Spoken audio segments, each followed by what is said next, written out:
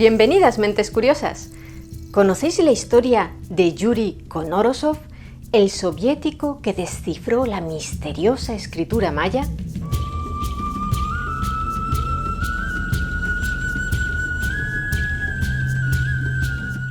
Al gran público, el nombre de Yuri Konorosov no le resulta conocido. Si les mostráis esta foto suya a vuestros amigos, es más probable que piensen que se trata de algún villano de una película de James Bond que de uno de los lingüistas más brillantes de la historia. Pero lo cierto es que el trabajo de este hombre aportó una llave fundamental para el conocimiento de la cultura maya y la historia de Mesoamérica. Y lo hizo sin ni siquiera poner un pie en América. ¿Cómo lo logró? Para contar bien esta historia, primero viajemos en el tiempo y retrocedamos medio milenio. Cuando los españoles desembarcaron por primera vez en la península de Yucatán, allá por el año 1517, se encontraron con una civilización culturalmente desarrollada que había sido capaz de levantar grandes ciudades con construcciones monumentales y que poseía amplios conocimientos matemáticos, obras de arte y una estructura social compleja y organizada. Eran, por supuesto, los mayas. Aquella civilización había creado un complejo sistema de escritura cuyos símbolos podían encontrarse en vasijas, en estelas y también en códices, es decir, en libros. Unos libros que se consideraban sagrados y recopilaban la amplia sabiduría de los mayas acerca de temas tan diversos como la astronomía, la agricultura o la historia, además de describir los rituales de las ceremonias religiosas. Y es que los mayas contaban con su propio tipo de papel, preparado a partir de la parte interna de la corteza de algunos árboles. Lo llamaban jun. Llevaban por lo menos 1000 años usándolo y era más resistente y práctico que el papiro egipcio. Pese a que una civilización tan desarrollada suponía un buen indicativo de riquezas, en la península de Yucatán no abundaban el oro ni la plata, los principales objetivos de los conquistadores españoles, de modo que estos prosiguieron en busca de otros territorios más prometedores antes de interesarse por Yucatán. No fue hasta una década más tarde, en 1527, cuando iniciaron la conquista de aquel territorio, y les costó mucho, casi 20 años, someter a los mayas de aquella zona. Una vez asentado el dominio español, llegaron los misioneros franciscanos para tratar de convertir a los mayas al catolicismo. A diferencia de lo que sucedió con los conquistadores, los mayas no recibieron con hostilidad a los religiosos, ya que estos iban desarmados. Por supuesto, desconfiaban de los misioneros y primero enviaban a los hijos de sus esclavos a que fueran evangelizados antes de atreverse a enviar a los suyos propios. Los principales retos de los misioneros eran, por un lado, conseguir que los mayas diesen la espalda a sus ídolos, para quienes realizaban sacrificios humanos, generalmente prisioneros de guerra de alto rango, y por otro, que abandonaran la práctica de convertir en esclavos a sus enemigos de rangos inferiores. En ese contexto, en la noche del 12 de julio de 1562, tuvo lugar una gran tragedia cultural en Yucatán. En un auto de fe oficiado en las calles de Maní, el misionero franciscano Fray Diego de Landa ordenó quemar en una pira todos los códices de los mayas, puesto que, según él, no contenían nada más que la palabra del demonio. Además de los códices, también fueron destruidas miles de estatuas mayas y condenados a diferentes penas centenares de nativos. Aquel proceso sin precedentes en toda América fue especialmente salvaje por el uso de la tortura para extraer confesiones. El desencadenante de todo aquello fue que un mes antes, en mayo, se habían encontrado en una cueva cercana a Maní algunos ídolos ensangrentados, lo que demostraba que se habían realizado sacrificios a las divinidades paganas. También hubo noticia de que un niño había sido crucificado como ofrenda a los dioses, un acto que respondería a la mezcolanza de ritos y figuras de dos sistemas de creencias que en ocasiones se daba en las sociedades recién cristianizadas. Como aún no había llegado ningún obispo a la provincia franciscana de Yucatán, Diego de Landa era el prelado de mayor consideración y le correspondía a él investigar el caso. La cuestión es que Landa, apoyado y probablemente también presionado por las autoridades civiles españolas, viajó a Maní y decidió procesar a toda la población. Según las confesiones de los lugareños, desde hacía 5 años se habían estado realizando allí sacrificios de niños y niñas, en ocasiones de muy corta edad, que habían sido comprados o capturados en poblaciones de los alrededores. Ciertos o no aquellos hechos, los métodos de tortura empleados por los frailes para obtener las confesiones despertaron el odio de los nativos. Una de las torturas usadas, por ejemplo, fue la garrucha, que consistía en atar las manos de una persona a la espalda e izarlo lentamente, tirando de ellas mediante una polea para luego dejarlo caer de golpe sin que llegara a tocar el suelo. Por lo general, los brazos terminaban dislocados, pero si la persona pesaba muy poco, la tortura perdía eficacia. Así que en ese caso le colocaban un peso extra colgado de los pies para que el sufrimiento fuera mayor. Todavía perdura una fuerte controversia acerca de la figura de Diego de Landa y hablaremos de ella más adelante. Pero ahora volvamos a los códices. Las cifras sobre el número de libros destruidos en aquel auto de fe varía según la fuente. El propio Landa dejó escrito que habían sido 27 los códices quemados, mientras que otras fuentes apuntan a unos 40, aparte de una enorme cantidad de documentos mayas cuyo contenido escrito equivaldría al de 1 tonelada de libros. En cualquier caso, en la actualidad tan solo se conservan 4 libros originales con la escritura de los mayas prehispánicos. Son los llamados códices mayas y cada uno de ellos es conocido por el nombre de la ciudad donde se conserva. El códice de Dresde, el códice de Madrid, el códice de París y el códice maya de México. El maya no es ni mucho menos una lengua muerta. En la actualidad se estima que lo hablan unos 800.000 habitantes de la península de Yucatán. Eso sí, a la hora de escribirlo, desde la conquista española se emplean caracteres latinos. Hoy en día cuenta con un abecedario propio, bastante parecido al del idioma español, pero con algunas letras menos y con otras adaptadas. Sin embargo, en la época prehispánica, los mayas empleaban un sistema de glifos o logogramas para escribir. Y dado que Diego de Landa había convertido en cenizas muchos de los documentos escritos con aquel sistema, durante siglos los arqueólogos, los antropólogos y en general todos los estudiosos de la cultura maya se habían estado dando cabezazos contra las paredes intentando descifrar aquella escritura.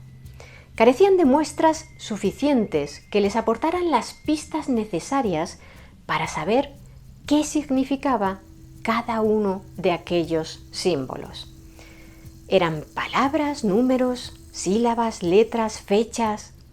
¿Acaso guardaban relación con los jeroglíficos egipcios?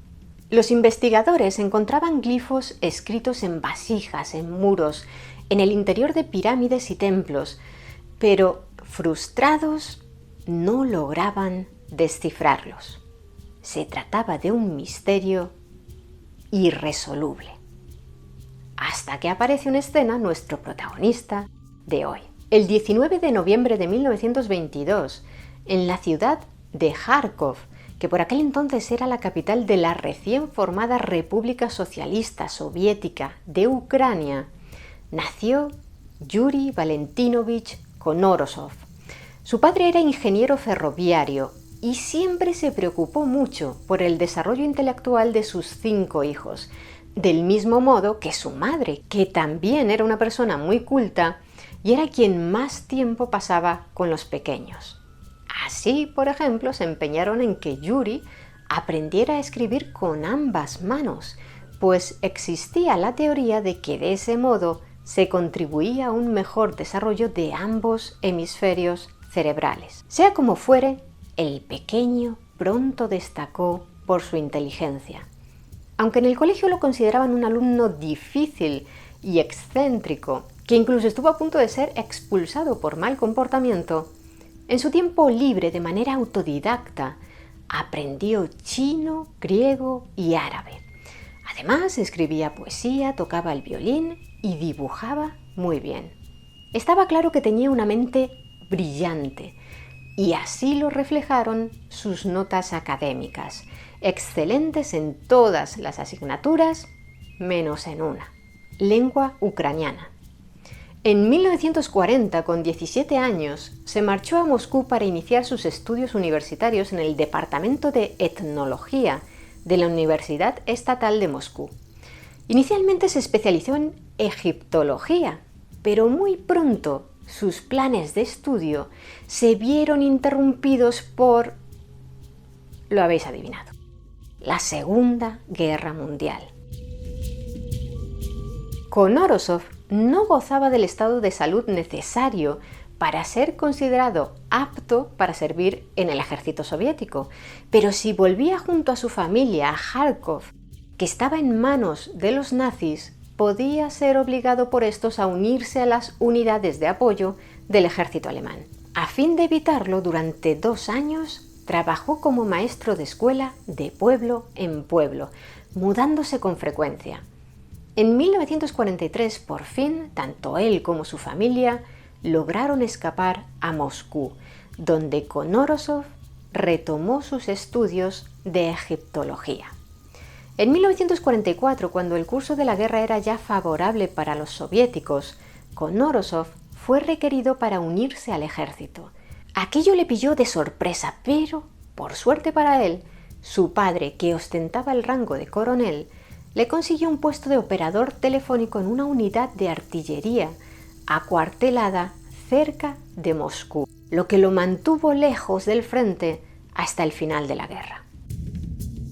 Existe una leyenda muy repetida en los reportajes y documentales acerca de Yuri Konorosov, que surgió a partir de la publicación en 1992 del libro titulado El desciframiento de los glifos mayas, escrito por el arqueólogo estadounidense Michael Coe. Según esa leyenda, Konorosov, junto a su unidad de artillería, participó en la toma de Berlín por parte de los soviéticos y mientras ardía la Biblioteca Nacional, entró en ella y rescató de las llamas un libro que resultó ser un extraño ejemplar que recopilaba reproducciones de los códices mayas de Dresde, Madrid y París.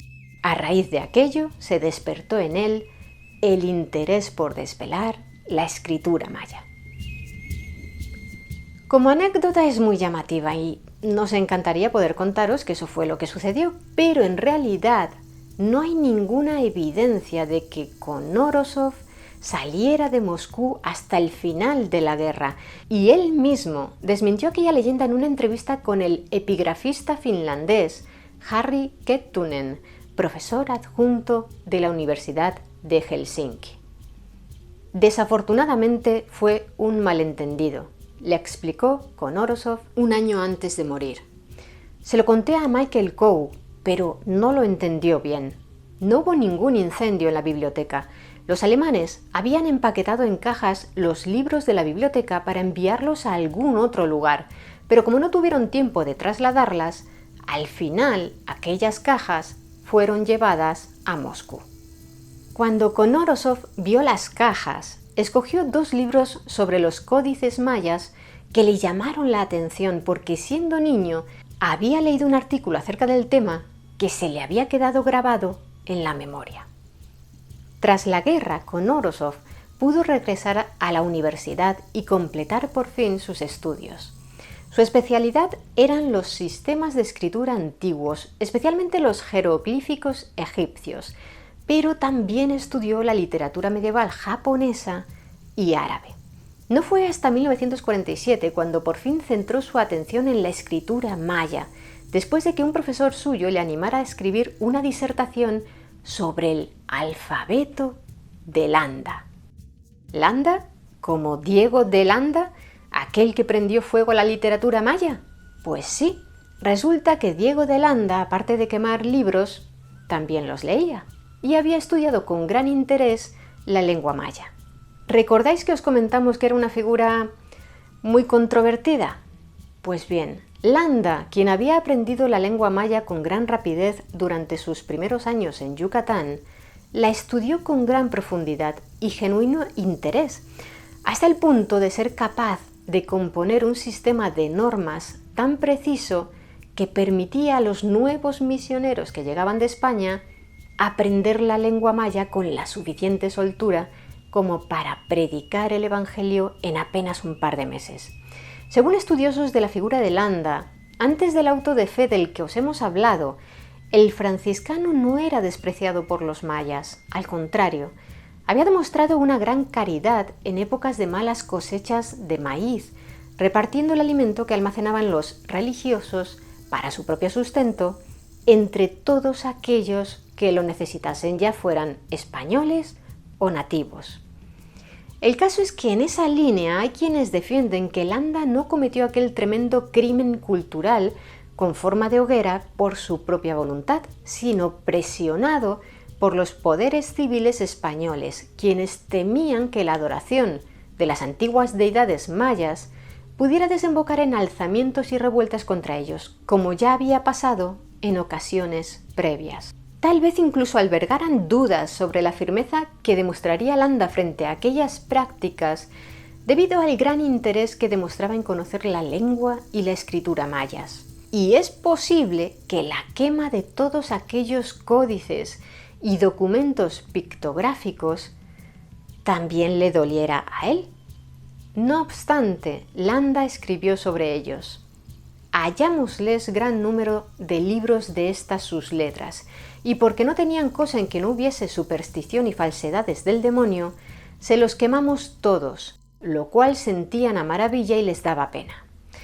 Es decir, que por un lado sin duda comprendía el valor lingüístico de aquellas obras, pero por otro pensaba que eran vehículos de transmisión de todo aquello que él, como misionero, quería que los mayas olvidasen. Por supuesto, al margen de aquella barbarie cultural, la tortura de personas durante el proceso inquisitorial fue una salvajada y demuestra que no era ningún angelito. Sus métodos fueron tan brutales que los sentimientos antiespañoles se dispararon entre los nativos. Los colonos se quejaron de ello a las autoridades de España y el caso llegó a oídos del rey, Felipe II. De modo que poco después del auto de fe, cuando llegó a América el nuevo obispo de Yucatán, Francisco de Toral, que era de carácter pacífico y se oponía al empleo de la tortura, liberó a los nativos que habían sido condenados por Landa y éste fue obligado a regresar a España para ser juzgado por sus actos, acusado de conducta impropia. Curiosamente, aquel giro de los acontecimientos, el juicio contra Landa, sería clave para que 5 siglos más tarde se lograra descifrar la escritura maya. ¿Y eso? Os preguntaréis. Pues resulta que Landa, en previsión de que necesitaría pruebas para defender su trayectoria en Yucatán, se afanó en preparar el llamado alfabeto de Landa, una correspondencia entre el alfabeto español y los glifos mayas que incluyó, acompañado de varios capítulos de anotaciones explicativas y ejemplos de uso, como parte de su manuscrito titulado Relación de las cosas de Yucatán, en el que también describía todo lo que había visto y aprendido acerca de los mayas. Una vez en España, ante el Consejo de Indias, un grupo de doctores se encargó de investigar la actuación de Landa. El veredicto de aquel comité fue que Landa había sido demasiado rígido, pero lo absolvieron de las acusaciones que se habían hecho contra él. 2 años más tarde, cuando falleció el obispo Toral, Diego de Landa fue nombrado nuevo obispo de Yucatán y como tal regresó a tierras americanas. Aquella obra de Landa, Relación de las cosas de Yucatán, pronto cayó en el olvido y durante siglos permaneció ignorada por todos los estudiosos de la cultura maya. Hasta que en la década de 1860, el sacerdote y erudito francés Charles-Étienne Brasseur de Bourbourg encontró una copia abreviada en Madrid, en los archivos de la Real Academia de la Historia. El alfabeto de Landa no estaba nada claro y en algunos puntos resultaba contradictorio, de modo que durante casi un siglo tampoco permitió arrojar luz sobre la escritura maya. Hasta que, con Orósov, como os contábamos, se puso manos a la obra. Algunos de sus profesores lo animaron y apoyaron, pero también le advirtieron de que se trataba de una tarea muy difícil que sin duda le llevaría mucho tiempo. Я тогда был студентом. Ну и появилась статья немецкого весьма авторитетного ученого Пауля Шельха, скажем, лидер школы. Он опубликовал статью примерно под таким названием, что дешифровка письма майя – неразрешимая проблема.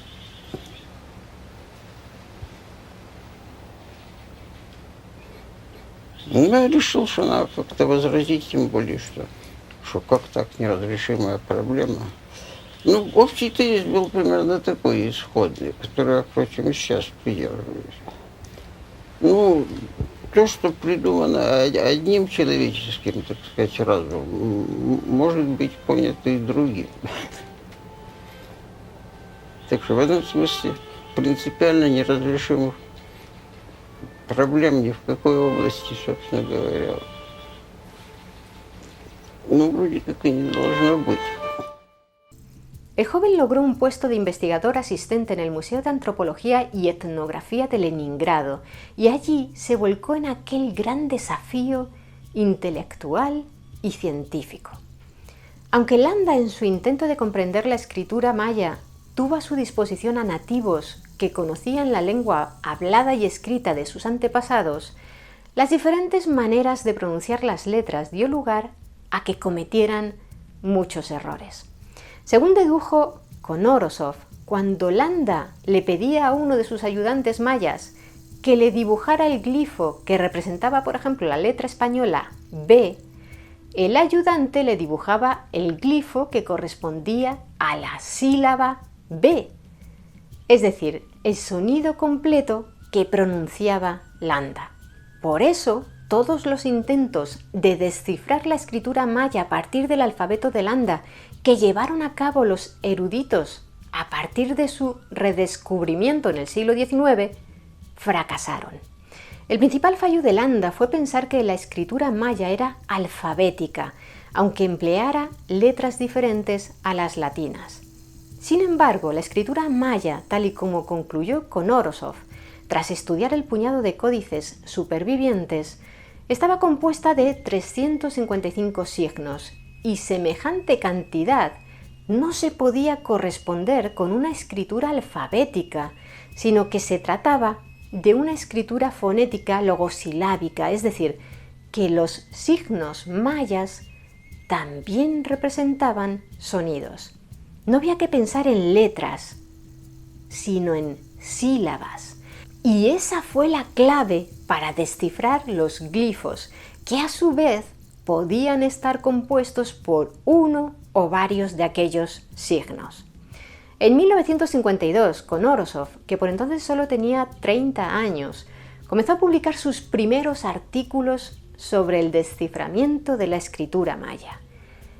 Pero la reacción en el bloque occidental, donde los arqueólogos nunca habían dado importancia al aspecto fonético y creían que los glifos solo estaban compuestos por signos, fue de incredulidad.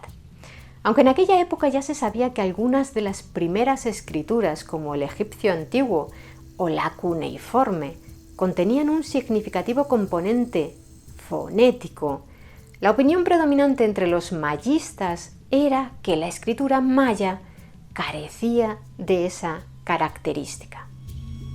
Uno de los principales expertos en la cultura maya que había entonces, el arqueólogo británico Sir John Eric Thompson, fue también uno de los principales detractores de Conorosov, a quien acusó de haber identificado erróneamente los glifos recogidos por Landa.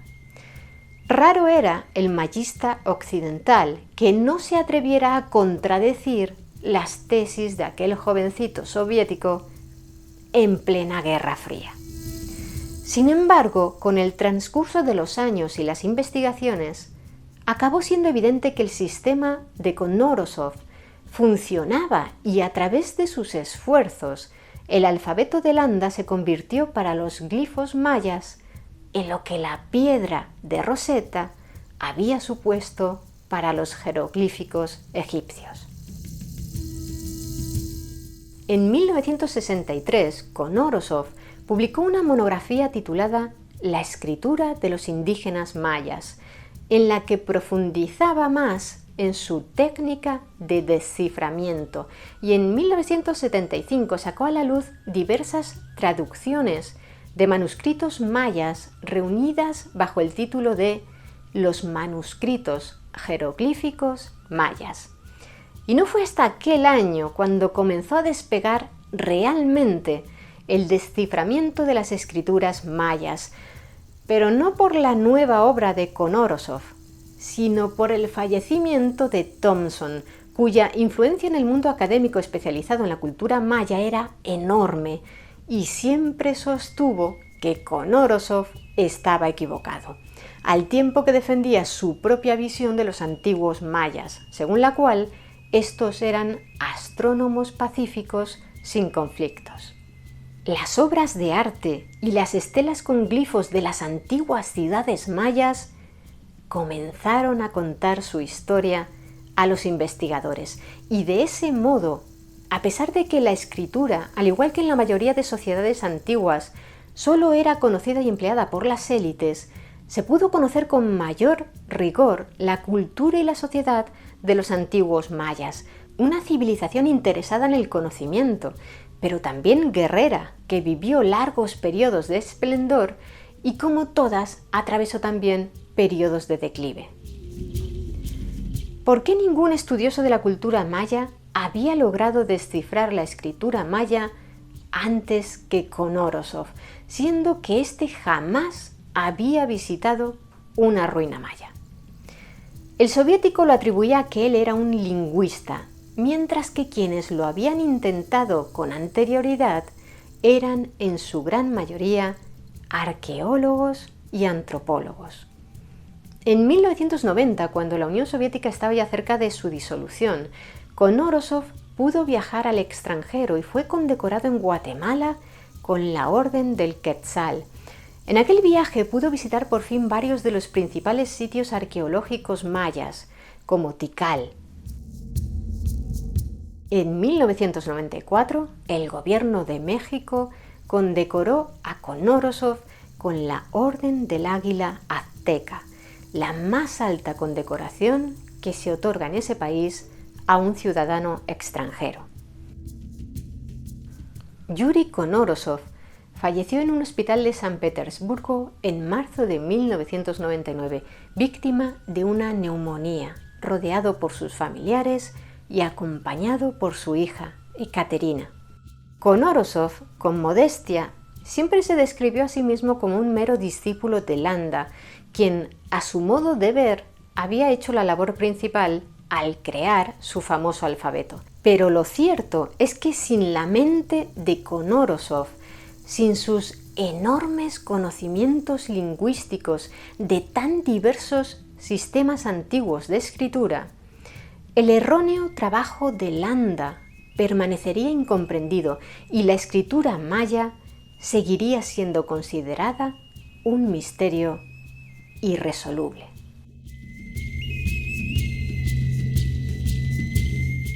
¿Y vosotros, qué opináis de la labor de Konorosov?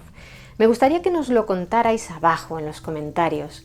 Y si queréis conocer más historias interesantes, suscribíos a nuestro canal. Muchas gracias por estar ahí, mentes curiosas. Nos vemos en el siguiente vídeo.